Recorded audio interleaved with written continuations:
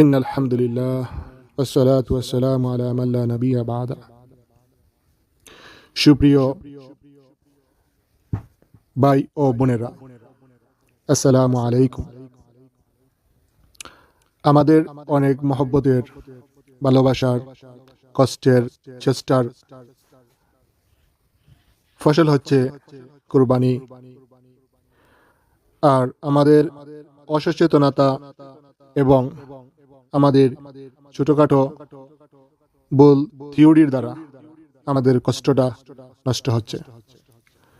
এর জন্য যেটা করতে হবে আমাদের সচেতনতার সহিত, সেটা হচ্ছে আমরা যখন কুরবানি দেব, নিজের দ্বারা, ইমাম সাহেবের দ্বারা কিংবা অন্য কারো দ্বারা, তখন আমরা ওনাদের উদ্দেশ্যে কথা বলবো যে এই কুরবানিগুলো তিনজনের পক্ষ থেকে, যেমন ছোট মামা বা বড় খালা, ছোট ফুফু, বড় ফুফু, তাদের পক্ষ থেকে আমরা আল্লাহর নামে কুরবানি করিতেছি।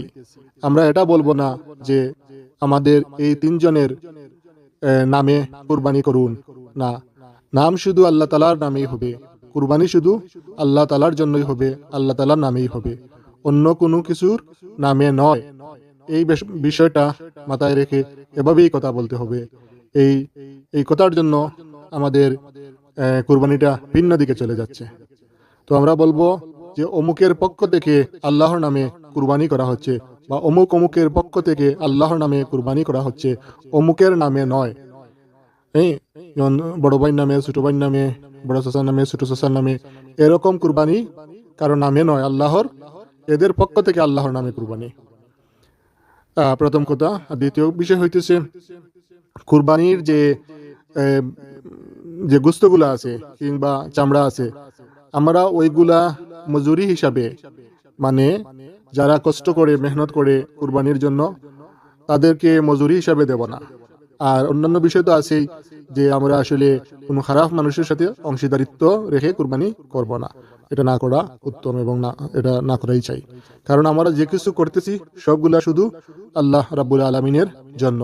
ইন্নাস সলাতি ওয়া নুসুকি ওয়া মাহইয়ায়া ওয়া মামাতি লিল্লাহি রাব্বিল আলামিন, সব কিছু রব্বুল আলামিনের জন্য।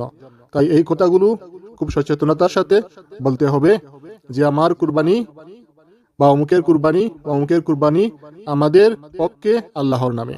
আল্লাহ তাআলা আমাদেরকে এই কথাগুলো সচেতনতার সাথে বলার এবং কুরবানি দেওয়ার তৌফিক দান করুন।